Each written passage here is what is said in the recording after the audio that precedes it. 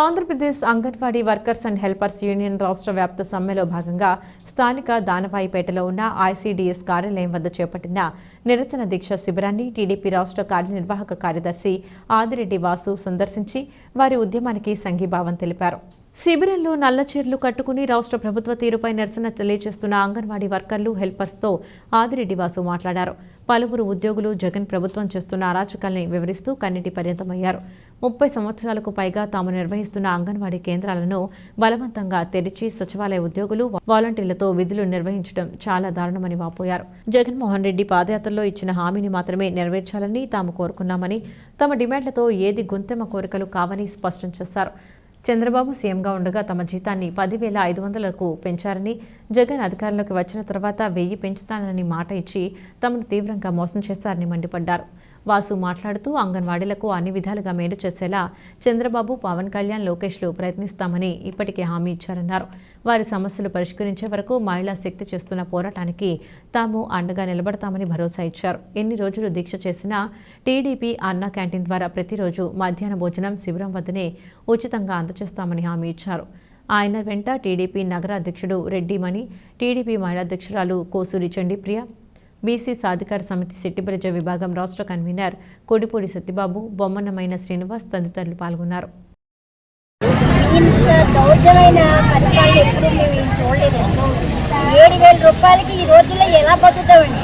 ఉప్పు పెరిగింది, పప్పు పెరిగింది, గ్యాస్ పెరిగింది, ఇంటెందులు పెరిగినాయి. టీచర్లకు 10,000 రూపాయలు ఇస్తున్నారు. వాళ్ళు ఇంటెందులు పెడతారా, పుల్లల బిల్లులు పెడతారా, కూరగాయల బిల్లులు పెడతారా? కొంచెమైనా మా మీద జాలి లేదానికి పెద్దలకి పిచ్చి పట్టేసినట్లుంది. పక్క రాష్ట్రంలోని కాంగ్రెస్ నెగ్గడం, వ్యతిరేక భావనాలు రోజు రోజుకి పెరగడంతో వైఎస్ఆర్ కాంగ్రెస్ పార్టీ వాళ్ళకి బుర్ర దొప్పింది. పిచ్చి పిచ్చి నిర్ణయాలు. దశాబ్దాలుగా అంగన్వాడీ సెంటర్స్లో టీచర్లు కానీ ఆయాలు కానీ చేస్తున్న సేవ కన్న తల్లి కూడా చేయలేరు. కన్న తల్లి కూడా వాళ్ళకి సాటి కాదు. అలా చేస్తున్న వాళ్ళని అర్ధాంతరంగా బయటికి నెట్టేసి సెంటర్లు డోర్లు పగలు కొట్టి వీళ్ళు కార్యకర్తలుగా భావించే వాలంటీర్ వ్యవస్థను పెట్టి అక్కడ ప్రత్యామ్నాయంగా ఏర్పరచుకోవాలని అనుకోవడం చాలా దుర్మార్గం. ఒక్క పూట చేశారు, సాయంత్రం అయితే వాలంటీర్లు మేము పని చేయలేమంటున్నారట. సంవత్సరాలుగా మీరు ఎలా చేశారన్నది ఆలోచించండి. ఇద్దరు చేసే పని 6గురిని పెట్టి ఆ పని చేయించడానికి చూస్తూ ఉంది ప్రభుత్వం. ఇద్దరు పని 6గురు కూడా చేయలేకపోతా ఉన్నారంటే వీళ్ళ కష్టాన్ని గుర్తించండి, వీళ్ళ శ్రమని గుర్తించండి. కష్టానికి తగ్గ జీతం రావాలి. న్యాయబద్ధమైన డిమాండ్స్ అవి. తెలుగుదేశం పార్టీ, జనసేన వాళ్ళకి అండగా ఉంటుంది. గతంలో వాళ్ళ కష్టాన్ని గుర్తించి జీతాలు పెంచింది చంద్రబాబు నాయుడు గారు. తప్పకుండా రాబోయే రోజుల్లో తెలుగుదేశం, జనసేన అధికారంలోకి రావడం ఖాయం. వారు ఏదైతే డిమాండ్లు కోరుతా ఉన్నారో డిమాండ్లన్నింటినీ కూడా నెరవేర్చే కార్యక్రమం తెలుగుదేశం, జనసేన తీసుకోపోతా ఉంది. తెలుగుదేశం పార్టీలో చంద్రబాబు నాయుడు గారు ఉన్నదప్పుడు మాకు 7,000 రూపాయల జీతం అయితే 4,500 రూపాయలు చంద్రబాబు నాయుడు గారు మాకు పెంచారండి. ఈ రోజున ఆయన పెంచిన 10,500కి వైసీపీ పార్టీ వచ్చిన తర్వాత 1000 రూపాయలు మాత్రమే జగన్మోహన్ రెడ్డి గారు మాకు పెంచారు.